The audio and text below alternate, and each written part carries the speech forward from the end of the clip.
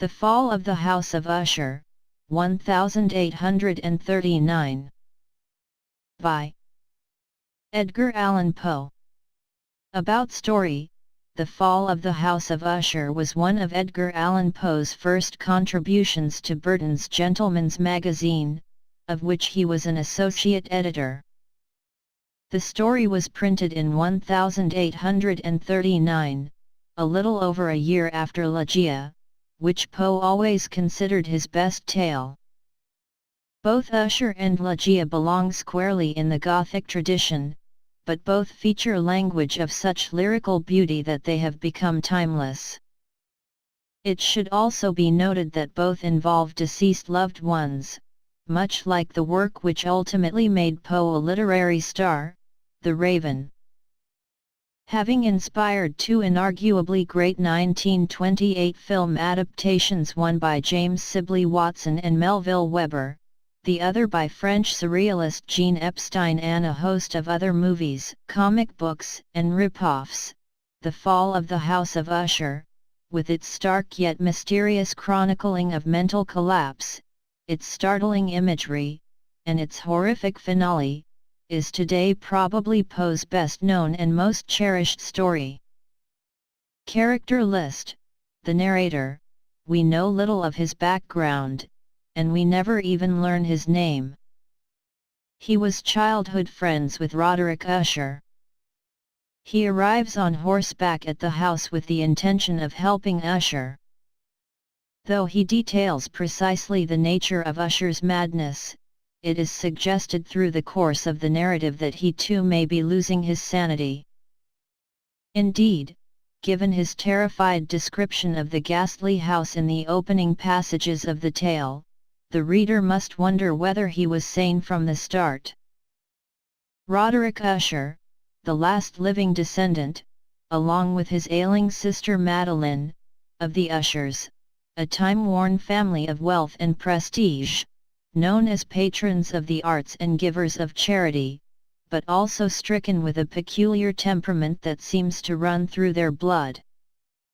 Never having crossed lines with other families, the Usher name lies entirely in the direct line of descent so that, after Madeline dies, Roderick is his family's sole living exponent. At the beginning of the story he already suffers from a severe mental illness, which steadily grows worse as the tale progresses.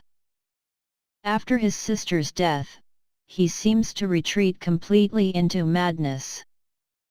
Before that precipitous fall, however, he dabbles in painting and shows himself to be an able guitar player.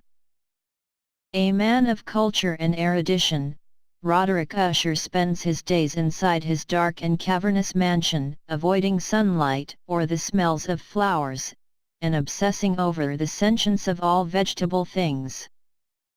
Madeline, Roderick Usher's sister. She suffers from a mysterious illness, cataleptic in nature, never otherwise explained. What is most important to the story, however, is the degree to which Roderick loves her. He seems unable to bear the thought of her death. The fact that the two of them live together without spouses in the great family mansion suggests, given the peculiarity of the two and their unusual family history, the possibility of an incestuous relationship. Short summary. An unnamed protagonist, the narrator, is summoned to the remote mansion of his boyhood friend, Roderick Usher. Filled with a sense of dread by the sight of the house itself, the narrator reunites with his old companion, who is suffering from a strange mental illness and whose sister Madeline is near death due to a mysterious disease. The narrator provides company to Usher while he paints and plays guitar, spending all his days inside, avoiding the sunlight and obsessing over the sentience of the non-living. When Madeline dies, Usher decides to bury her temporarily in one of his house's large vaults. A few days later, however, she emerges from her provisional tomb, killing her brother while the narrator flees for his life. The House of Usher splits apart and collapses, wiping away the last remnants of the ancient family.